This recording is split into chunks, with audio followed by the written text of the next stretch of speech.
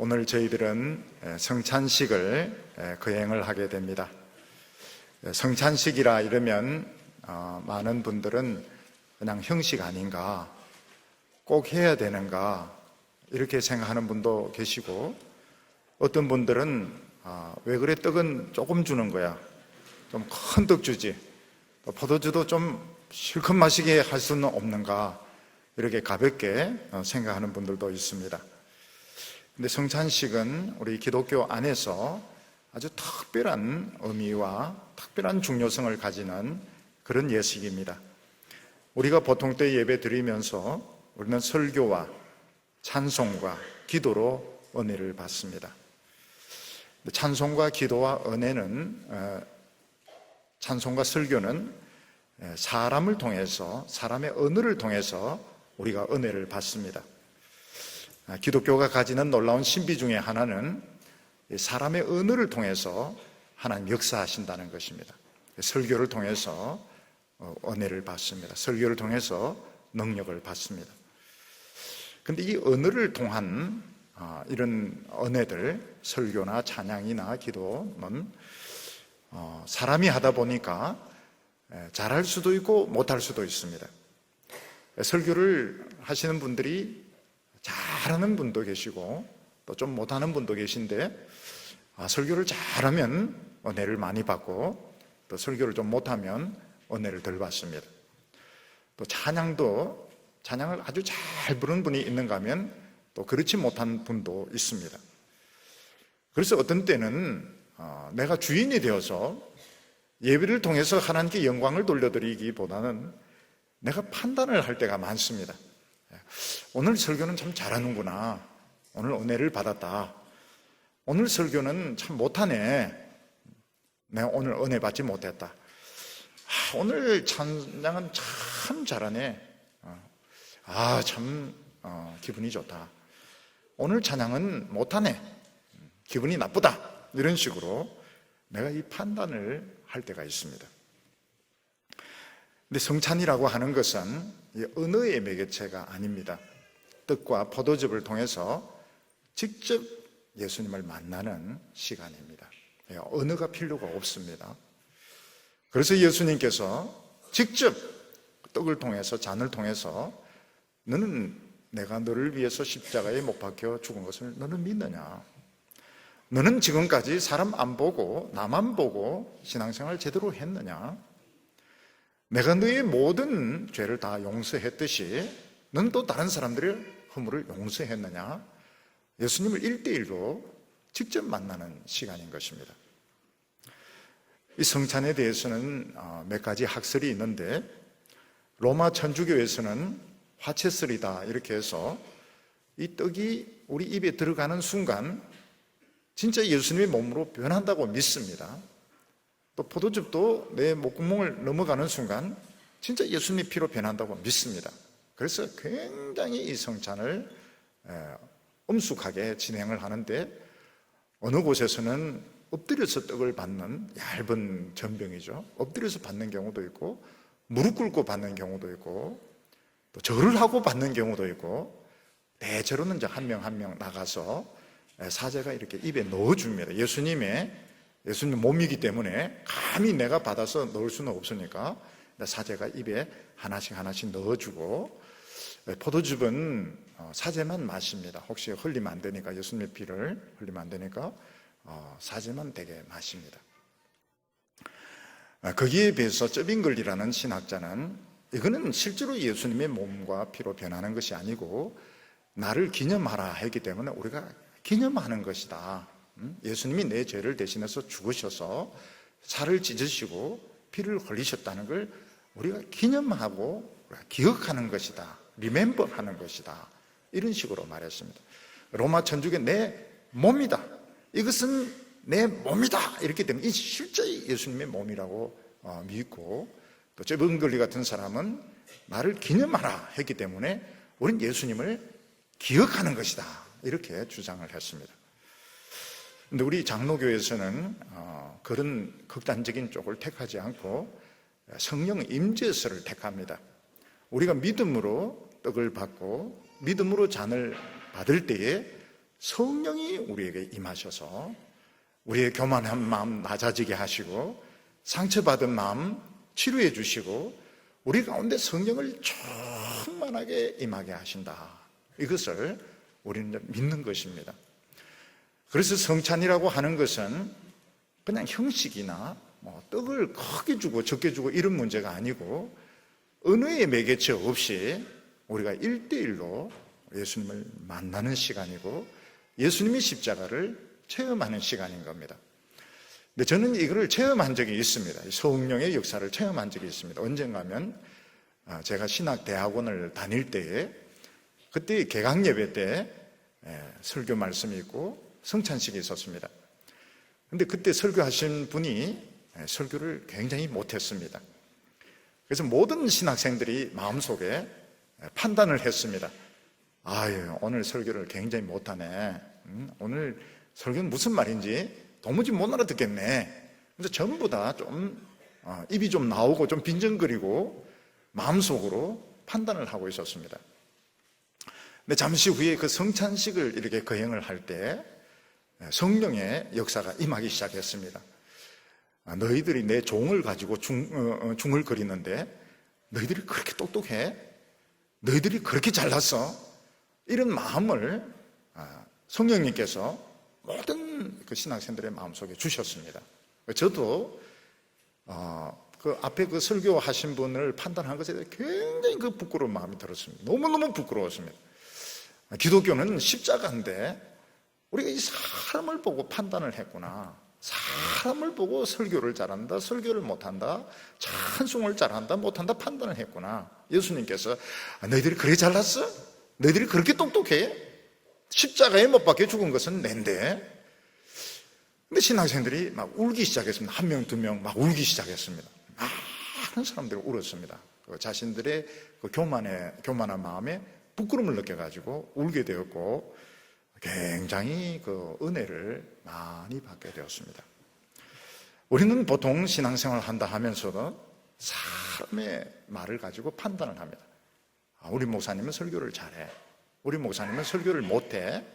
우리 성가대는 찬양을 잘해.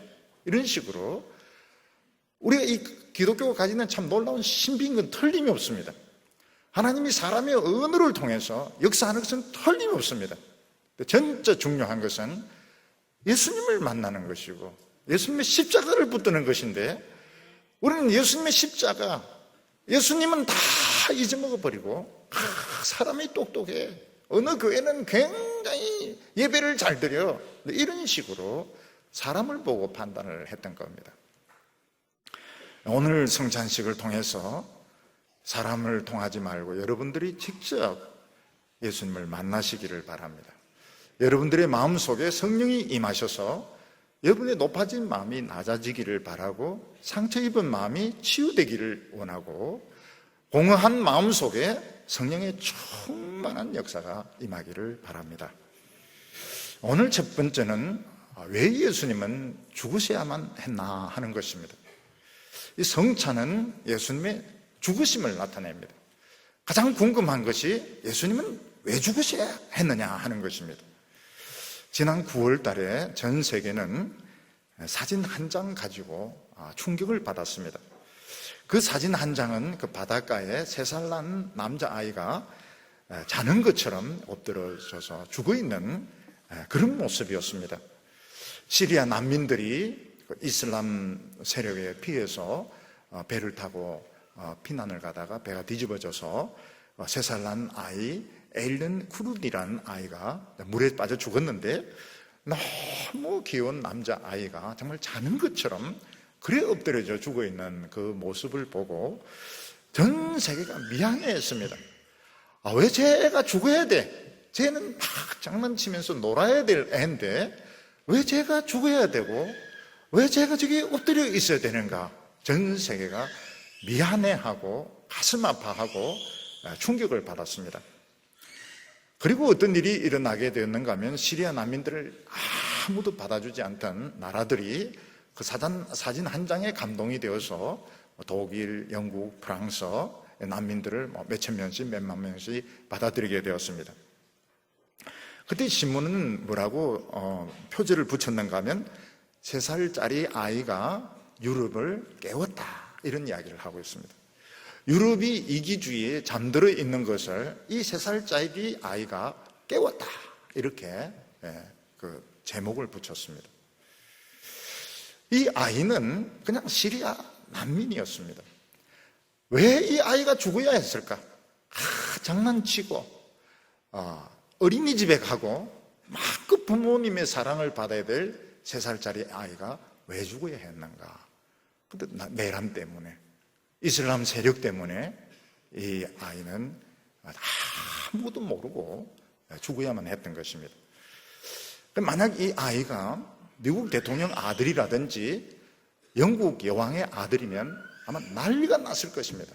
이런 일이 일어났다면 아마 미국이나 영국은 가만히 있지 않을 거는 난민의 아이였기 때문에 큰 충격은 주었습니다. 전 세계에 큰 충격은 주었지만 그거로 끝났던 것입니다.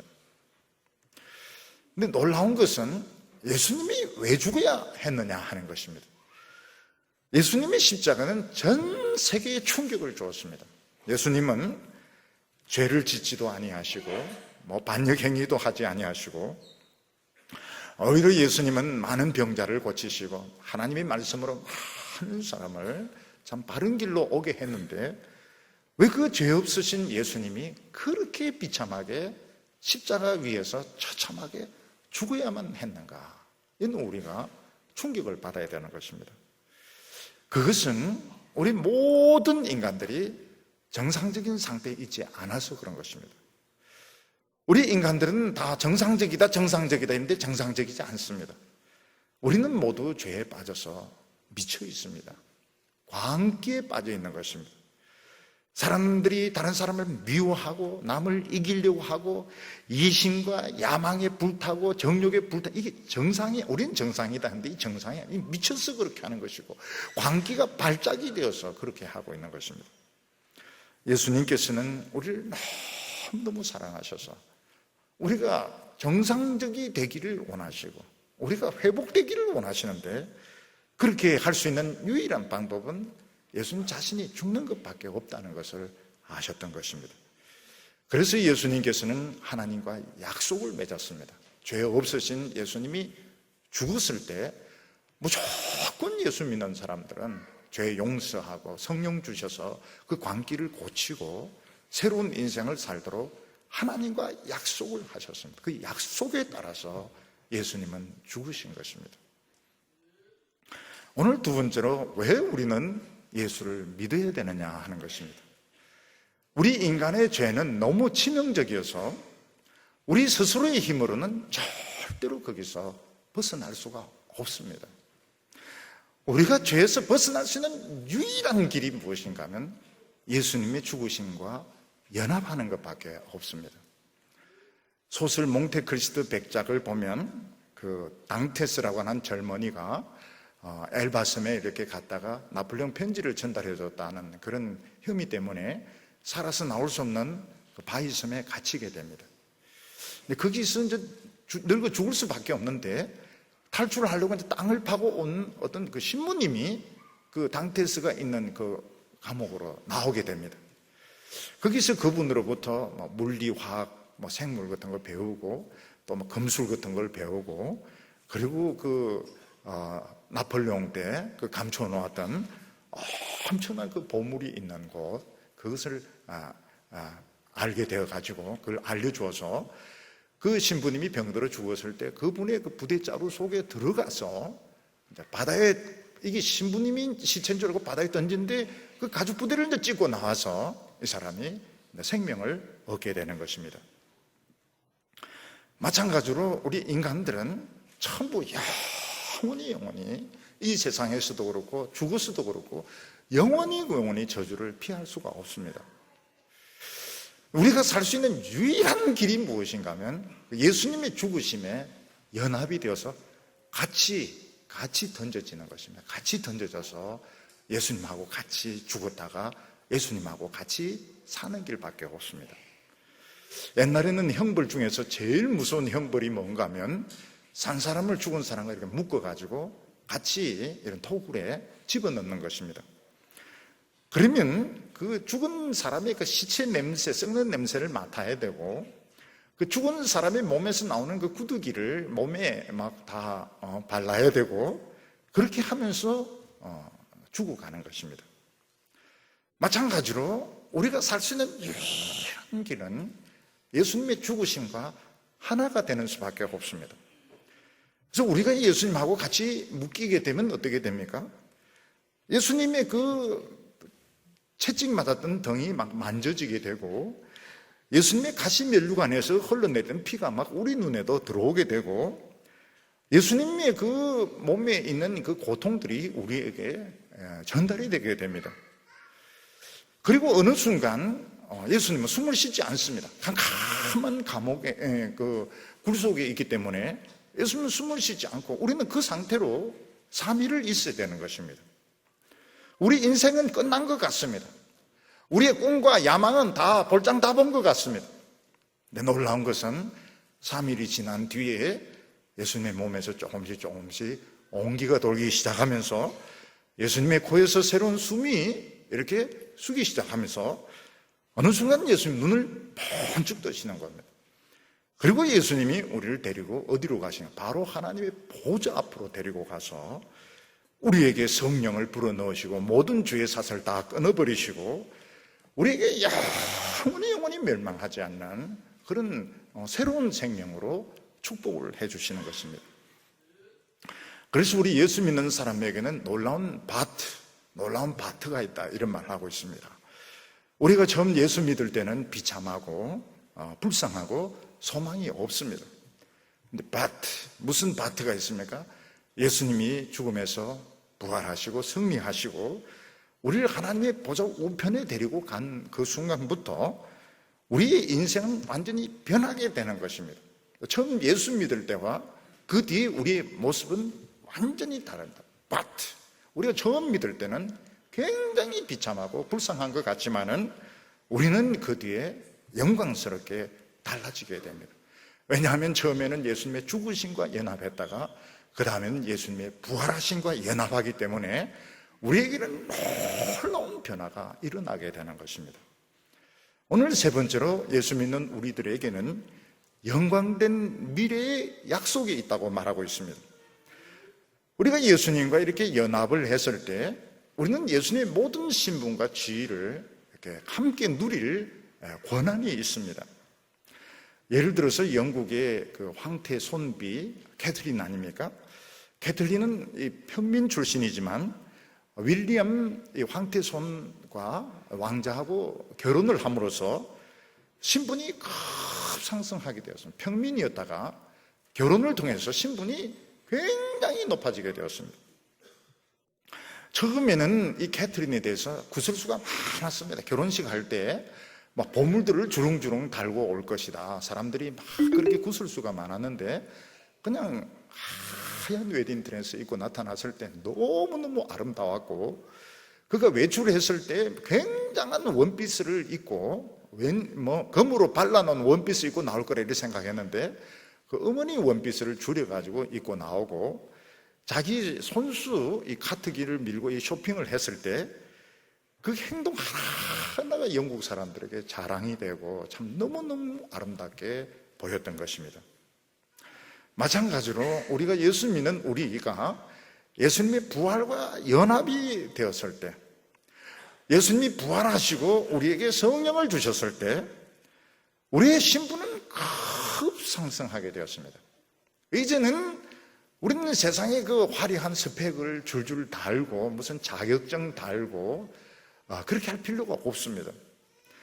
우리는 아무것도 없어도 하나하나가 그렇게 아름답고 멋질 수가 없습니다. 왜냐하면 우리는 하나님의 자녀로 신분이 급상승하게 되었기 때문입니다. 세상 사람들은 막 스펙을 쌓으려고 애를 많이 쓰고 있습니다. 자신의 그런 돈이나 지위를 가지고 막 자랑을 하려고 하고 있습니다. 그러면 그럴수록 천박하게 보입니다. 우리는 요란한 학벌도 필요가 없습니다. 우리는 요란한 직책도 필요 없습니다.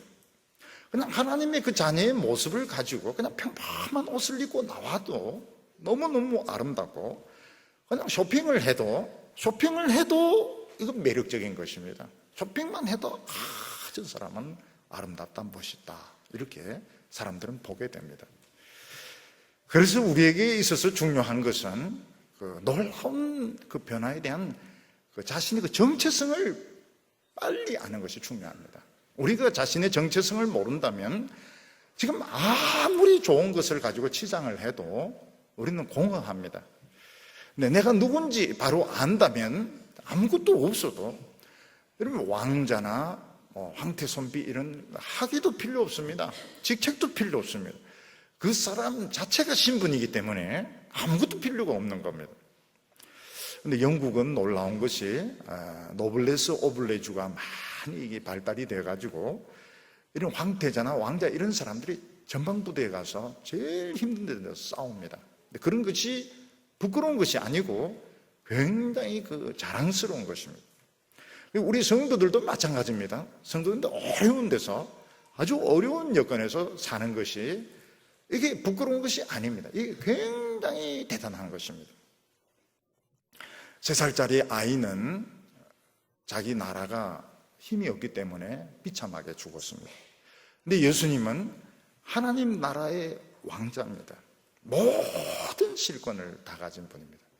그래서 그분의 죽음은 하늘도 놀라고 땅도 놀랐습니다. 그분은 죽음을 이기고 승리하셔서 우리의 신분을 바꾸어 놓아버렸습니다.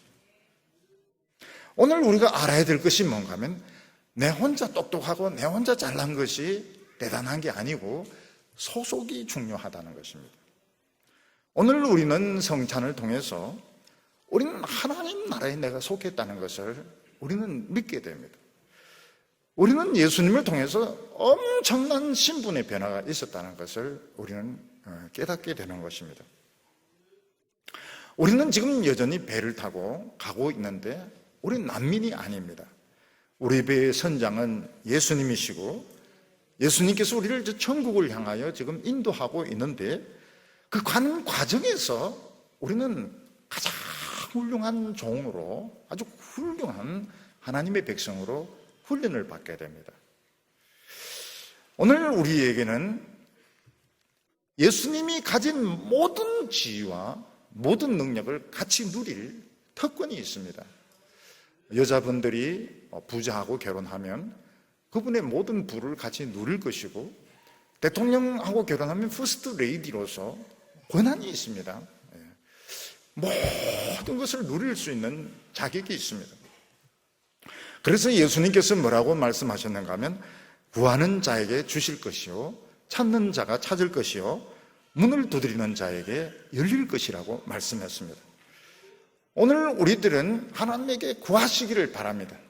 예수님의 그 모든 영광과 능력을 달라고 구하시기를 바랍니다. 우리가 세상을 바라보면 재미가 없습니다. 세상을 바라본다면 우리는 가질 것이 많지 못합니다. 그러나 우리가 저 영원한 천국을 우리가 바라본다면 예수님이 가졌던 모든 것은 우리가 가질 자격이 있습니다. 그것을 오늘 우리가 회복을 해야 되는 겁니다. 오늘 성찬을 통해서 예수님을 직접 경험하시기를 바랍니다. 예수님의 못자국, 하나님이 우리의 눈을 열어주셔서 내 앞에 서 계시는 주님을 바라보시고 그 못자국에 손을 넣어보시고 나의 그 변화된 그 놀라운 신분, 어떤 그런 학벌이나 세상적인 거 없이 내 존재 자체가 그렇게 변화된 것을 우리가 깨달으시고 하나님으로부터 구하시기를 바랍니다. 말할 수 없는 은혜와 축복을 받는 우리 성도들 다 되시기를 바랍니다. 기도드리겠습니다. 거룩하신 하나님 아버지, 우리 예수님의 십자가를 통해서 영원히 저주받을 멸망의 자식에서 하나님의 축복의 자녀로, 왕자로, 황태자로 우리를 변화시켜 주심을 감사합니다. 오늘 성찬식을 대하면서 우리가 어느 없이 예수님의 죽으심과 부활을 체험하게 하여 주시옵소서. 십자가를 붙들게 하여 주시고 부활의 능력을 체험하게 하여 주시옵소서. 예수님의 이름으로 기도하옵나이다.